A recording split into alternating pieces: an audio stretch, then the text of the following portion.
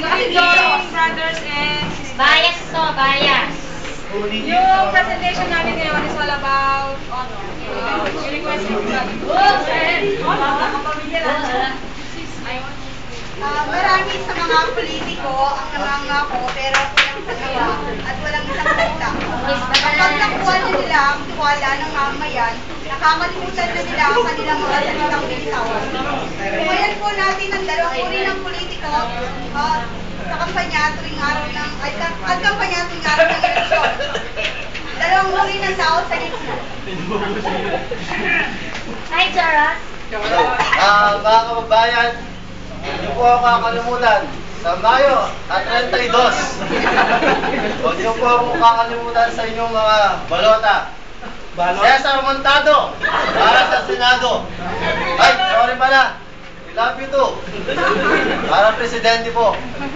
Pag ako po ay niluklok niyo bilang presidente ng Pilipinas, alisin ko po ang sugal, korupsyon, at marami, at itatabi ko po sa bulsa ko ang pera ng bayan. Ay, tatabi ko po sa bangko ng...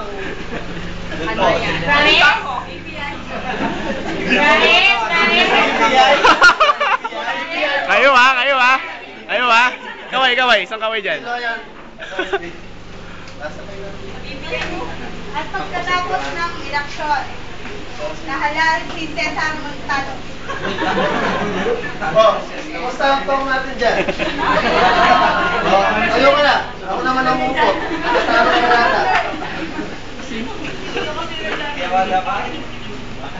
Hello. Bong Pineda, ba't ngayon ko lang tumawa? Nasaan na ang collection ko? Kulang na ako sa pondo dito. Nauubos na ang pera ko. Bilyones na ang talo ko sa tongits. Isang ko, padalaw na. Tumayan naman po natin ng isang uri ng tao. Yes, ang galing!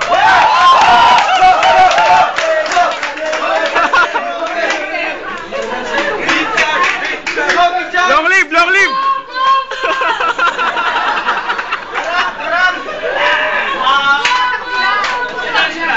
Boys, barat!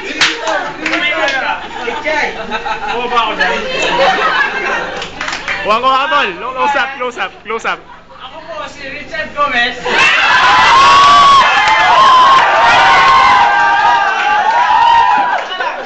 I agree! Shocking memes ito. Ako po si Richard Gomez para sa presidente. At kung ako po ang iyong nangalan sa susunod na halalan, Brad. Ayos ka. Balota!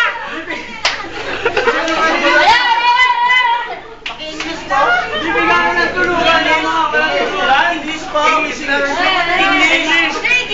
Makamasa ako, sorry.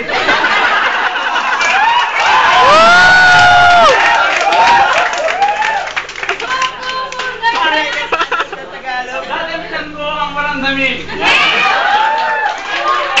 Makukuha ko yung tiwala sa susunod na halalan. Maraming salamat. No.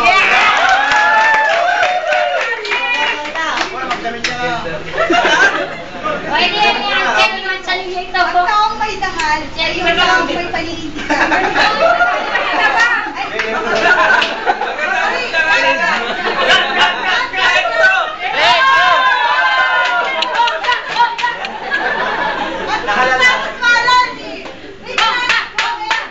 Go, Richard!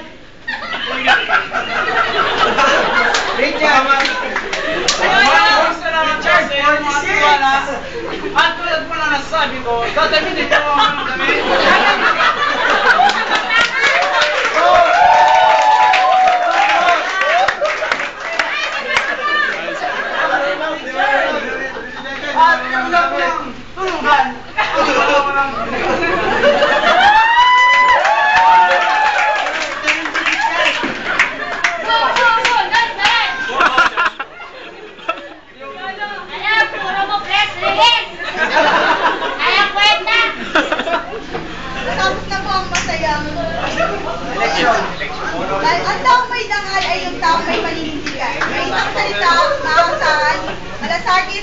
pagmamahal sa kapwa at sa kanyang bansa at higit sa lahat ay yung may takot sa Diyos.